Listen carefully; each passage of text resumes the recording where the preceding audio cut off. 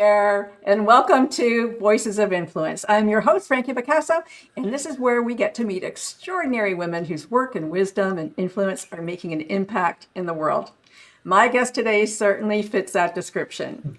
Debra De Liso. She is an award-winning actor, writer, director, teacher, whose work has taken her from the Royal National Theatre in London to UCLA, USC, the American Academy of Dramatic Arts, and into some of the places where storytelling can have its greatest impact.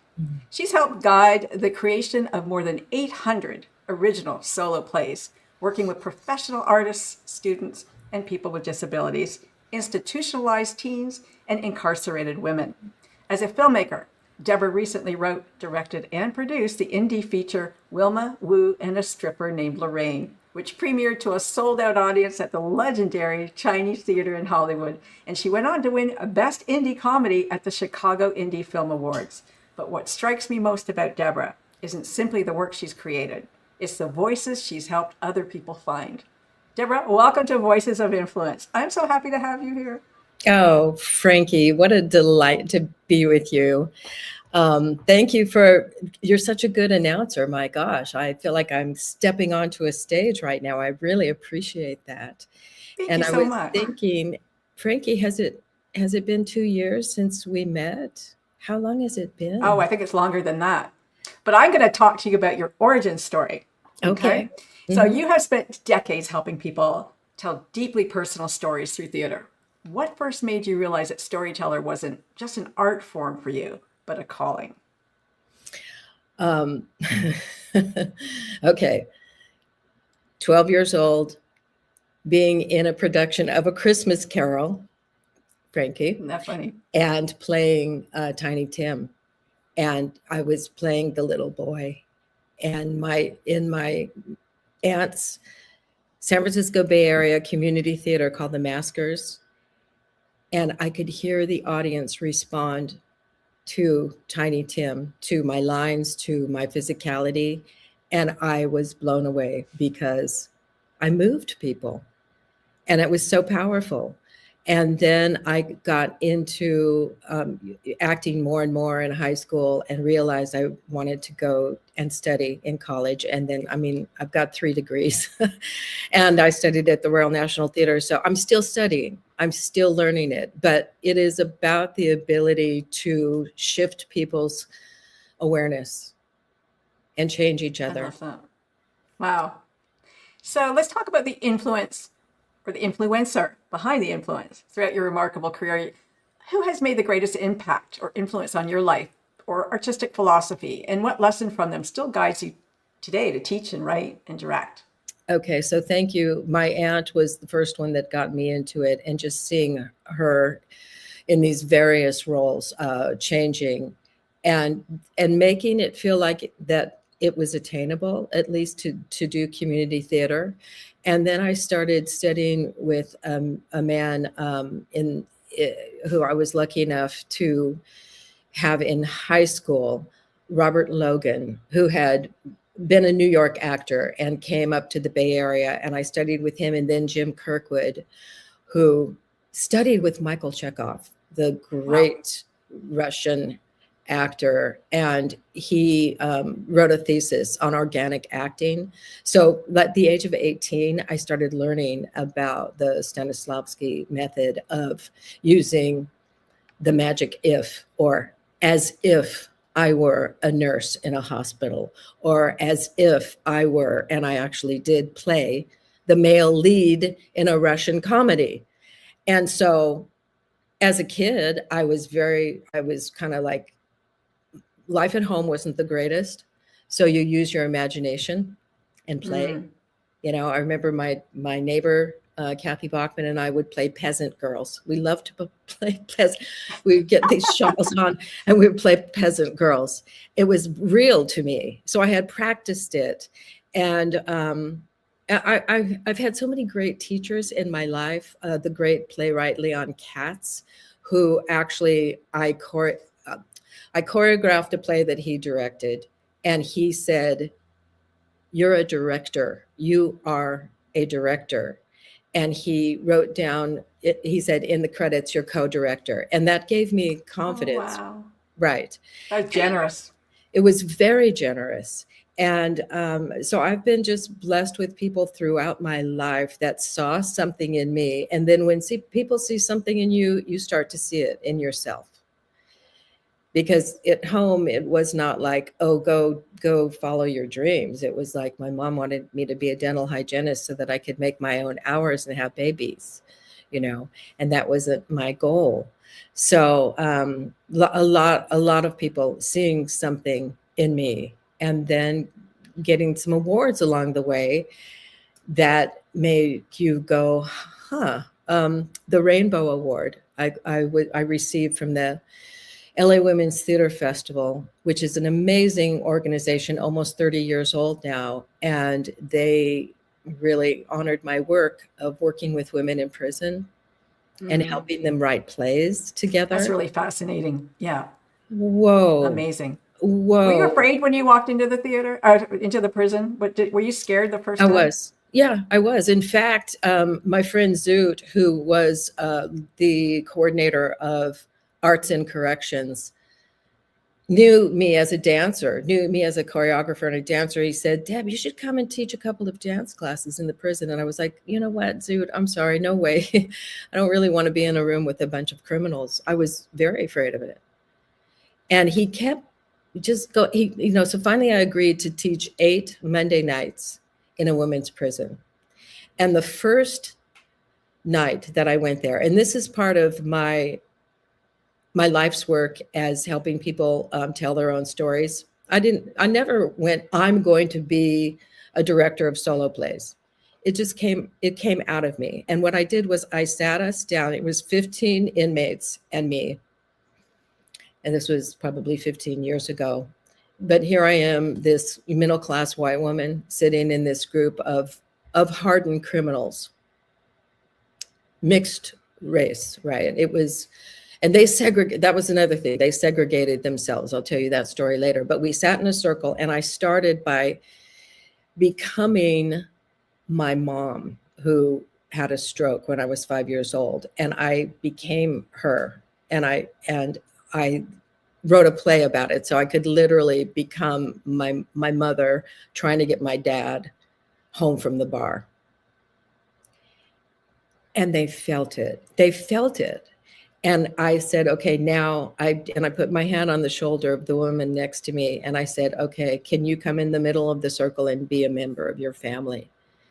And what happened in that hour and a half is that they all got to visit family members in prison. Oh, wow. That's amazing. It was amazing by becoming. Wow, I can see that. I can see that. So remember this for a moment, because I'm going to take you into impact and transformation. So you have guided the creation of more than 800 original solo plays and working with everyone from professional actors to incarcerated women, as you just mentioned, and people with disabilities too. Is there one story, one transformation that perfectly captures why this work matters so much to you? Another story, or you can continue on with that story. Oh, sure. So so one of my students at the American Academy, Afia Fields, was a burn victim. She was a petite, young Black woman who was completely disfigured. Her face looked like it was melted off. Oh, she had the courage to audition to get into an acting school, and she ended up in my class. Bless her. Wow. I know. So she wrote just like a maybe 12-minute play in my class. And I just was so blown away by her. I produced a play and she did it in Hollywood. And and it just was about 40 minutes long. And, because it was hard for her. She had breathing problems and stuff. It's hard to sustain even a 20-minute play, right? But she did a 40-minute play and got an amazing review. So for me, she is proof that no one should think that is not for me. Sharing my own story or being brave enough to act or play different characters, it's for everybody. There's just no limits So that one came to mind. Wow, I love that. I want to ask you though, because I mean, everybody starts somewhere, but is it true that there are no small roles? Okay. So I think that you get to a place in your life where you have worked on a role that's meaty enough, that's substantial enough, that you've done the backstory, and you have created a life, because you follow the script, you follow the facts of the script, but then you have to personalize it, and like what happened right before they got on stage and all of that. So if you love acting enough and you have a character that has 5 lines, but you do the work of creating the life of that character, when you walk on stage, you can really you can transform the moment and the energy. We all know what it's like to be like at a party and some random person walks into the party and everybody heads turn. But maybe you're playing a character that is really shy and wants to be invisible. Well, that's also another part of the mosaic. I think it depends on the actor and their love of the craft. I think it's hard to be in a show for 6 weeks for 5 lines. I've done it. I generally, for me, a lot of it would be about, do I love the cast and do I just love being around these people? But sometimes you have to say no to things like that because it's a commitment. It's a lot of commitment, hours of commitment. I can see that. Yeah. So I already think I know the answer to this one, but your signature superpower, you have an extraordinary ability to help people uncover the stories that they didn't even know they could tell. So what do you think is your unique gift as a director, teacher, and creative mentor? Thank you for asking that question. And I think I have a lot of tools that I've tried out myself, and everybody works differently. One of the first things I tell my actors is that I can't teach you to act. I can't teach anyone to act. You have to teach yourself to act. So study with as many people that you think have gifts for you and create your own tool belt. I have been told that I'm an intuitive director, meaning I think I read people pretty well.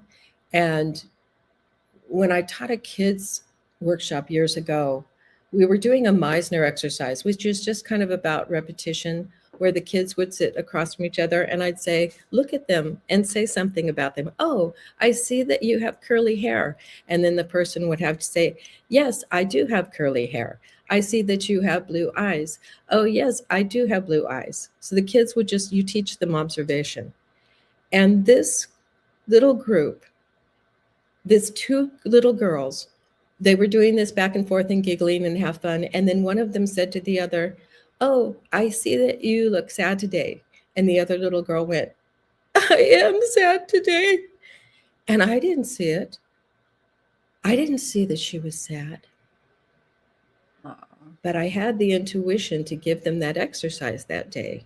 And in that personal moment between each other, Hannah and Isabel, Hannah saw that Isabel was hurting inside and was able to bring that out. And then we just had hugs and we just acknowledged that she was sad today. And she went past it and had a really good rest of the class. So my intuition, I think, is just seeing what people may need. You just said that you can't teach someone to act, and a little bit earlier said anybody can do it. So can anybody act if you can't teach them to act? I mean, I think that you can teach people to act because I sat across from here one day with you and you're telling me what to do. And it was great. It was embarrassing. It was scary, but you know what? It was good. It was good direction. And I think it's part of acting is direction is, now feel this or do that. I don't know. That was fun, Frankie. You told me I was tough. I don't mean to be tough. What I do mean is no, you should be tough. I give, be tough. But I will argue against the not directors cruel. And coaches being mean people. I've seen it. Yeah, not mean. And it's, you know what? It's just bullshit. It's their ego, and they think they need to tell you how to do something. Well, that's a good way to close somebody up. you know? Mm-hmm. So, Yeah. Tough doesn't mean mean. It means, I like, so do it again. You didn't do it right yet. Do it again. yes, That's tough. And that's good. That's what we need, because too many people just give up too easily. You go, oh, I can't do exactly. it. It's too hard. Exactly. And then they just tell themselves they're not meant for it.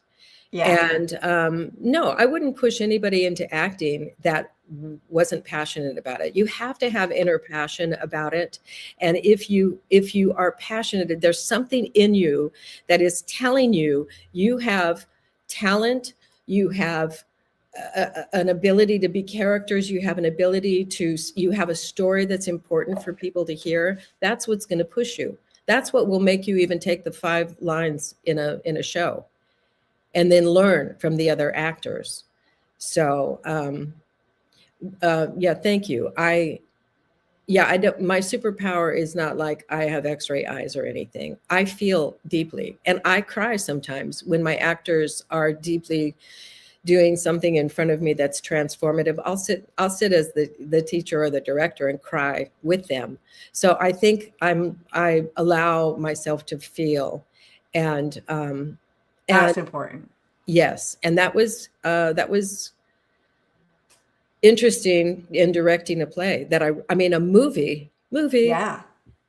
that I wrote, and now I'm playing a lead role and going from behind the monitor, figuring out with my amazing, have to call out my cinematographer, Ryan Rude, amazing, brilliant man. I couldn't have made this movie without him. So there we are behind the camera.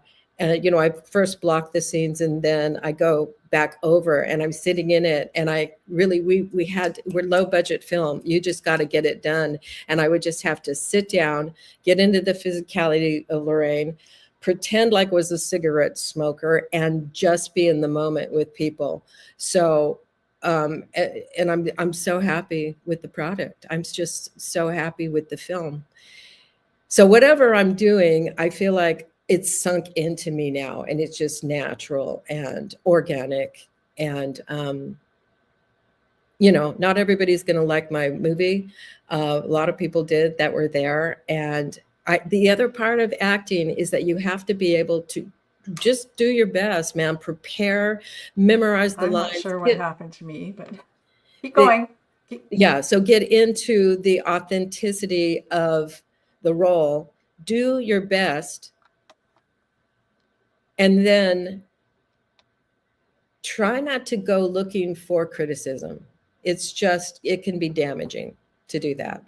I think we have to please ourselves first and let the chips fall where they may and move on to the Okay. next. Yeah. I don't know what happened to What, my picture. Saw a flash Frankie, of where'd you light, go? but I'm going to continue on because you can hear me. Amplifying women's voices. Many women carry extraordinary stories, but they hesitate to share them. So why do you believe it's so important for women to claim their voices? And what have you learned about the courage it takes to do that? We're still catching up. It's going to take us centuries to catch up. So it may seem safer to not share your story. And in this world of social media and immediate feedback and, the harshness of people blasting you on your words, it's actually going to help you and heal you if you speak your truth about your life, about who you are, about what you stand for. Now, I wouldn't say that without any caveat of it's fine, it's safe out there. It's not. Mm-hmm. And I think it takes incredible courage to put your truth out into the world. I have 2 amazing projects coming up. One of my students at USC, Cameron Chun, wrote an amazing solo play. Playing woman is her character, and she stands up on a platform and sings like a Marilyn Monroe song. And she is Chinese, but she's wearing a wig and a red dress and the makeup. And what she does is she starts falling apart by not being able to continue to perform for her male audience. It's a really, really brilliant, we're making it into a short film. So Wow. it is showing in a very universal way, the way that we almost disguise our own authenticity to be what is fashionable, or what we hear is very sexy and attractive to men, and the damage that it can do to us. See, I Another, love that. oh, I it's love going that to be because we so want to good. transform. We want to change that narrative. Wow, Deborah, your passion for what you do is undeniable. I feel like I want to experience your directorial prowess, Deborah, and that's from Clara. Woo! And get into the authenticity of the role. Do your best. Please yourself and let the chips fall where they may. Awesome, Clara. Thank you. Oh, speaking your truth can help and heal you, even though it takes incredible courage to put your truth out in the world. That is so true. And you know what? I think when you take responsibility for who you are, nobody can hurt you. You've already said it. So there, you don't have to hide anymore. Yes. You're showing yourself, and you did it on your terms. So I think it's always better that way. So, Deborah, every woman listening today believed just one thing about herself after hearing this from you, your wonderful conversation that we're having. What would you want that belief to be?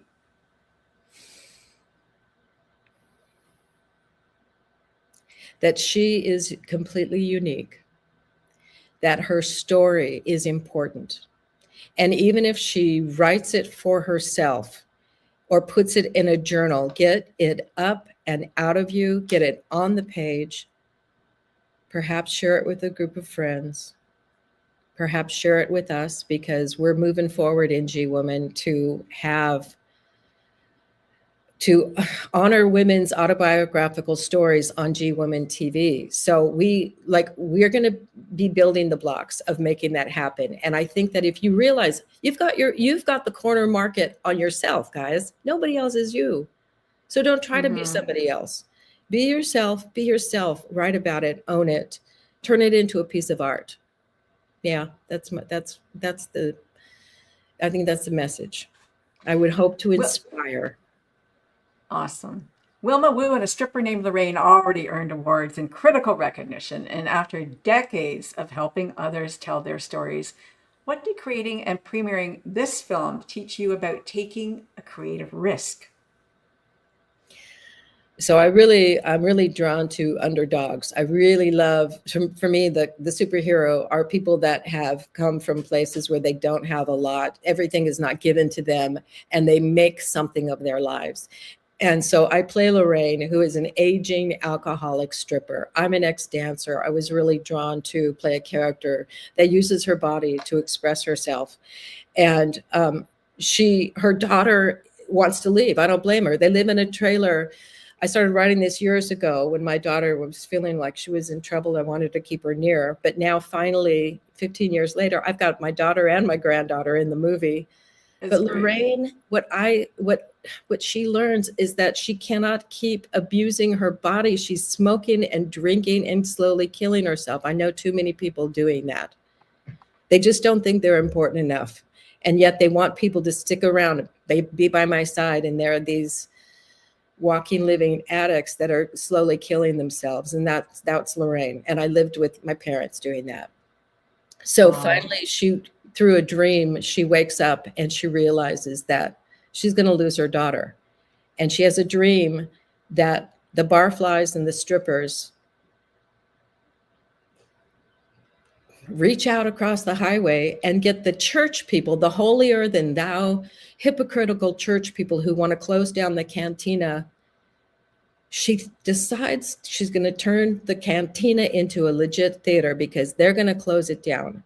You can't close down a theater, damn it. So she starts having auditions for a talent show in this little town, and it's ridiculous and, like a pipe dream. But she makes it happen. And her daughter sticks around for the final show. I inserted an obstacle. Lorraine has a stroke, as my mother did. When I was 5 years old, my mother had a cerebral hemorrhage and a stroke. Oh, wow. And but the show will go on, and by God, the people do come together. And it's really, it's kind of like the Full Monty. It's kind of like Calendar Girls. It's kind of like Baghdad Cafe, but I think it's really a sweet, inspirational movie. And I'm so excited. Right now is a really good time because these indie films that are made for under $1 million are making millions right now. So, little secret, Fabulous. I have 4 distribution companies Woo! interested. So That's awesome. we, no papers are signed or anything, but we're in film festivals. And if you go to our website, Wilma Wu and a stripper named Lorraine, or the Wilma, I don't know. Well, I'll get it out there to you guys. But we're in festivals, and it's a family friendly, wonderful, inspirational movie that we need because it is a metaphor for our country coming together. There's so many haters that won't listen to each other. And I think this sweet, simple movie may open some hearts. That's my dream. I agree. It's a wonderful movie. So thank you so much. You've been listening to Debra De Liso and Frankie Picasso. This has been a G Woman Media, Voices of Influence. You know, your voice has power. Your story has value. And somewhere, someone may be waiting to hear exactly what only you can say. So speak up, speak out, and never underestimate the influence of one woman willing to use her voice. Thank you, everybody. See you next time.